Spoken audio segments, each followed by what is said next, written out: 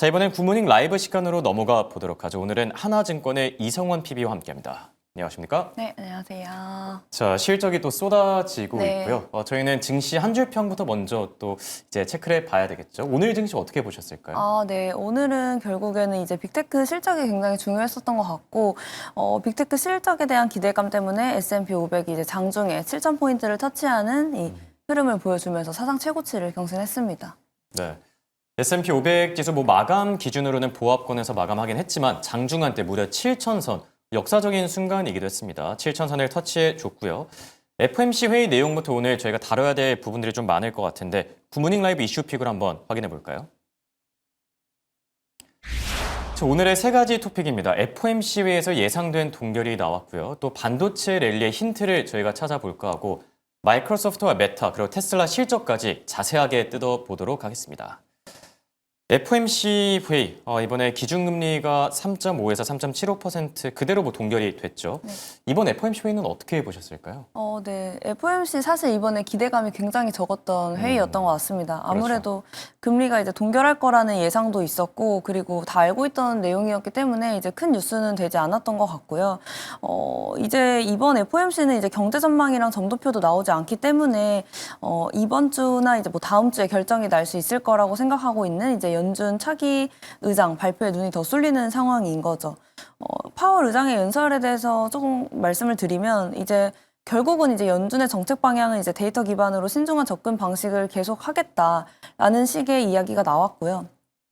이번에 이제 조금 의견이 있었던 거는 이번 결정이 이제 만장일치가 아니었다라는 건데요. 네, 그렇더라고요. 이 마이런 의사와 그다음에 크리스토퍼 얼런은 이제 25bp 금리 인하를 주장을 하면서 이제 반대표를 던졌습니다. 원론은 확실히 아직까지 포기를 안 한 것 같아요. 그러니까 포기 안 했습니다. 제가 볼 차기 때. 연준 의장이 될 네. 가능성이 있다, 일말의 네. 희망을 좀 품고 있는 것 같기도 하고요. 시장 내에서도 이제 월러 의사에 대해서 네. 이제 좋게 보는 분들이 많기 때문에 아직 이제 끝날 때까지 끝난 게 아니라고 월러 의사가 힘쓰는 모습을 네. 오늘 보여주지 않았나 개인적으로 생각을 해봤고요.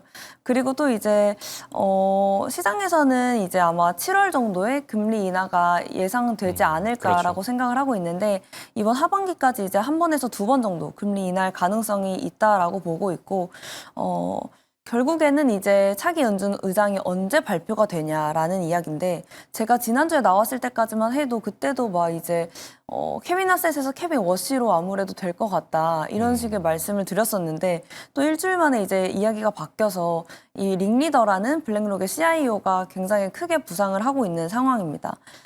이 트럼프가 이 CNBC 인터뷰에서 공개적으로 이 블랙록 CIO인 링리더에 대해서 very impressive라고 표현을 하면서 이제 급부상을 하게 된 건데요. 이 링리더라는 인물이 어떤 인물이냐라고 봤을 때 트럼프가 이제 좋아할 수밖에 없는 인물이긴 합니다. 이제 트럼프는 연준의 의사로 활동하는 인물들에 대해서 약간 불신이 있는 상황인데 이 링리더는 일단 연준 출신이 아니라는 점과 그리고 또 이제 정책금리 3% 근처가 이제 중립이다라는 식의 이야기를 해왔고 또 연준의 대차대조표를 적극 활용하겠다라는 이야기를 했기 때문에 아무래도 트럼프가 좋아할 수밖에 없는 인물이다라고 생각을 하고요.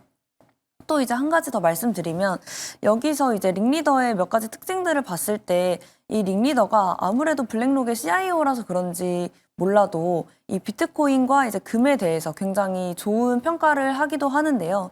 특히나 이제 비트코인을 이제 디지털 금으로 평가하면서 좀 투명성이랑 그리고 기능성 측면에서 기존의 금보다 더 좋은 자산, 더 진화한 자산이다. 라는 식의 발언을 했기 때문에 만약 정말 다음 주에 이제 링리더가 발표가 된다라고 하면 이 비트코인에 대한 반등을 우리가 조금 더 기대해 볼 수 있지 않을까라고 생각합니다.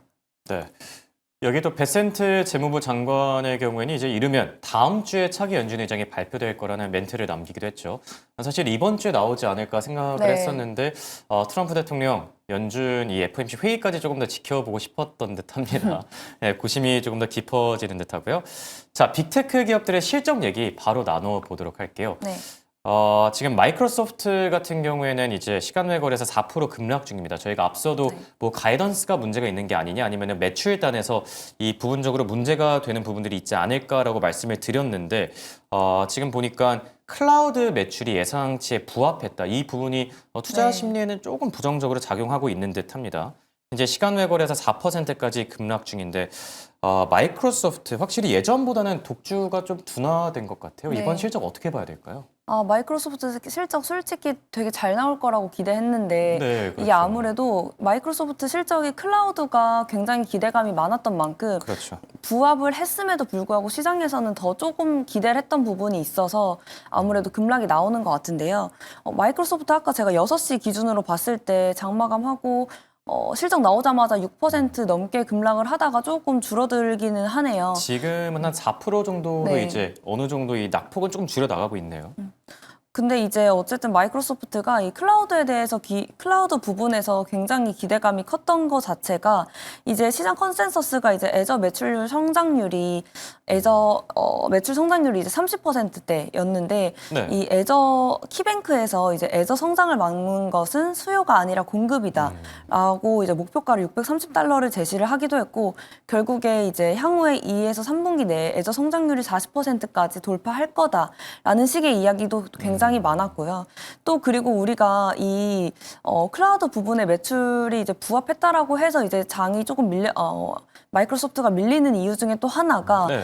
결국에는 이제 제프리스에서도 이번에 마이크로소프트를 탑픽으로 제시를 하면서 이번 분기 향후 벌어들일 수익의 가시성이 가장 크게 개선되는 시점이라고 이야기를 했는데 결국에 이게 어떤 이야기냐면 이 오픈 AI와의 이제 $2,500억 규모의 계약이랑 그리고 엔스로픽과의 $300억 이제 계약이 포함되어 있는 상황이었고 이게 결국에는 AI 투자가 가능성이 있는 게 아니라 이미 확정된 수익 파이프라인이라는 이야기여서 결국에 수주 잔고가 이만큼 있다라는 거기 때문에 네네.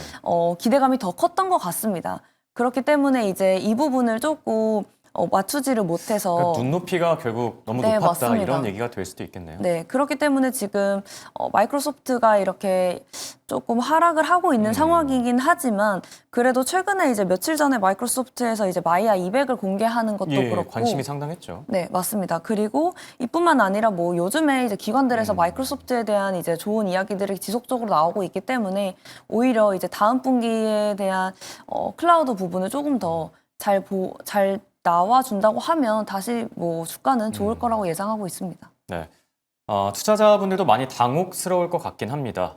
지금 실시간 댓글로도 마이크로소프트 왜 이렇게까지 많이 빠지냐, 이 정도로 문제가 있는 게 맞냐라고 얘기가 또 나오고 있는데 클라우드 매출이 예상치에 좀 부합하면서 이게 눈높이에는 미치지 못했다 이런 부분들이 좀 부정적으로 작용하고 있는 듯하고요. 자, 그리고 테슬라 얘기 바로 나눠보도록 할게요. 테슬라, 애증의 테슬라. 이게 오르고 내리고를 계속 반복하다가 결국 다행히 이번 실적 발표를 계기로 좀 좋은 턴어라운드 모멘텀을 마련할 수 있을 듯합니다. EPS와 매출 예상보다 잘 나와줬고 지금 시간 외 거래에서는 3%까지 급등 중인데요. 테슬라는 어떻게 보셨을까요? 테슬라 오랜만에 이렇게 실적날 좋은 네. 거 되게 오랜만인 것 좀 같아요. 웃을 수 있어서 네. 다행입니다. 네, 긴장을 많이 했는데 음. 사실 이 테슬라의 실적 자체의 기대감이 굉장히 낮았다라고 말씀드릴 수 그렇죠. 있을 것 같은데요. 뭐 차량 인도량도 이제 지속적으로 뭐 감소하고 있는 것도 그렇고 또 뭐 영업이익률도 이제 5%대로 이제 줄어드는 네. 것과 그리고 탄소 배출권 관련해서도 매출 부분이 이제 급격하게 수익이 좀 줄어들면서 이제 가이던스가 예상보다는 조금 낮았기는 합니다. 그래서 오히려 만약에 이거를 넘어준다고 하면 주가가 좀 크게 쏠 수도 있겠다라고 생각을 하긴 했는데 딱 그런 결과가 지금 나온 것 같고요. 네. 그 테슬라는 사실 뭐 실적도 굉장히 중요하지만 지금 뭐 실적보다 이제 중요한 건 테슬라는 사실 꿈을 먹고 자라는 기업이기 때문에 그렇죠. 이 이후에 이제 컨퍼런스 콜이나 뭐 이런 따로 이야기를 하는 과정에서 이제 FSD 결국 머스크의 네, 발언이 그쵸. 제일 중요하겠죠. 가장 중요할 것 같고 네. 또 이제 자율주행에 대한 부분이 굉장히 기대감이 있기 때문에 이 부분에 대해서 이제 앞으로 로드맵을 어떻게 그려 나가는지와 구체화 시키는지에 대해 따라서 이제 주가가 조금 더 크게 움직이지 않을까라고 기대하고 있습니다. 네, 테슬라 같은 경우에 지금 EPS와 매출 이게 집계하는 사이트마다 좀 다르긴 합니다. 뭐 블룸버그 기준으로는 매출이 예상치를 밑돌았다라고 하는데 CNBC 기준으로는 매출이 더 잘 나왔다라고 하니까요. 이런 부분들도 좀 참고해 보시면 좋을 듯합니다. 시간 외 거래에서 3% 급등 중이고요. 자, 메타가 좀 반전의 주인공입니다. 앞서서 저희가 정리해 드렸을 때 EPS와 매출이 예상보다 잘 나와주면서 보합권에서 주가가 움직이고 있다라고 했는데 지금 시간외 거래에서 4%까지 뛰고 있습니다. 메타의 반응도 상당히 뜨거운데 메타는 어떻게 보고 계실까요? 네, 메타가 근데 늘 실적을 잘 냈던 기업이에요. 네. 근데 지난 분기에는 조금 그때 이제 그 세금 이슈가 네, 있었었죠. 맞아요. 예. 근데 이제 메타 원래 실적 잘 내는 기업인데 이제 네. 그때 영향이 조금 컸던 것 같고요. 실제로 이번에 메타 같은 경우에 시장에서 예상치가 이전 분기 대비해서 굉장히 높아서 이거를 이제 비트할 수 있을지에 대한 우려가 조금 저는 개인적으로 있었는데 잘 나와서 다행이고, 그리고 이제 메타 부분에 대해서 이제 이야기를 해드리면, 사실 메타는 굉장히 이제 투자를 늘렸던 기업이기 때문에 시장에서도 이제 돈을 너무 많이 쓰는 거 아니냐라고 이제 우려를 했던 기업 중에 하나가 메타였는데, 결국에는 이 지금 실적으로 이제 이것들을 증명을 해줬다라고 보고 있고요. 그렇기 때문에 이제 로스차일드 레드번에서도 이제 메타 실적 전에 이야기가 나왔던 게 뭐냐면, 현재 주가와 장기 가치의 괴리를 보라라고 이야기를 했습니다. 결국에는 이제 장기 가치가 굉장한데 지금 주가가 이 정도밖에 안 된다라고 말을 했다라고 볼 수 있고, 현재 지금 목표가를 $900까지 제시를 했고요. 상승 여력이 이제 단기 하락 리스크보다 굉장히 높은 기업이다라고 평가를 했기 때문에 실적을 기준으로 해서 뭐 메타가 이제 랠리를 펼치면 좋을 것 같다라는 생각도 해보게 되네요. 네. 네. 자, 정리를 해보자면은 이 메타와 테슬라의 실적은 잘 나와줬습니다. 지금 시간외 거래에서 두 기업 다 3에서 4% 급등 중이고요. 반면에 마이크로소프트가 클라우드 쪽이 조금 아쉽다라는 평가들이 나오면서 시간외 거래에서 4% 급락 중인데, 여기서 저희가 궁금한 게 사실 그동안 빅테크 쏠림 현상이 좀 많이 네. 완화됐었잖아요. 아무래도 빅테크보다는 뭐 은행주라던가 헬스케어라던가 그동안 투자자들의 시선이 좀 다른 쪽으로 좀 잠시 이동했던 그런 느낌도 있는데, 이번 실적 발표를 계기로 다시 빅테크 쪽으로 좀 돌아올 그런 가능성이 있을까요? 네, 저 가능성 높다고 보고 있고, 네. 실제로 이제 26년 S&P 500의 이익 성장치를 봤을 때 가장 압도적으로 높은 게 테크이기 때문에 네. 이런 부분에서 우리가 이제 실적을 진짜 눈으로 확인을 한다고 하면 다시 한번 이제 M7 종목들 위주로 올라줄 가능성이 높고, 또 이제 덧붙여서 말씀을 드리면 이 M7 외에도 이제 우리가 주목해봐야 할 게, 결국에는 뭐 우리가 이제 그제 이야기 나왔던 게 메타 때문에 올랐던 것 중에 하나가 코닝이지 않았습니까? 예, 20% 정도 네. 어제 뛰었었죠. 장중에 이제 코닝이 20%까지 상승을 했는데, 결국에는 메타와 수주로 인해서 올랐기 때문에 우리가 여기서 지켜봐야 할 것은 빅테크도 빅테크지만 이 빅테크가 투자해서 매출이랑 마진이 늘어나는 기업에 계속적으로 집중을 해보는 게 중요할 것 같습니다. 네. 그러니까 빅테크 자체도 중요한데 결국 투자를 받는 기업들, 네. 이 뭐 예를 들어서 뭐 소부장 같은 그런 기업들에도 네, 그쵸. 주목을 하고 또 관심을 갖는 게 좋아 보일 듯합니다. FOMC 회의보다 빅테크까지 좀 정신없던 하루였는데요. 네, 지금까지 도움 말씀 잘 들었습니다. 이성원 PB와 함께했습니다. 네, 고맙습니다.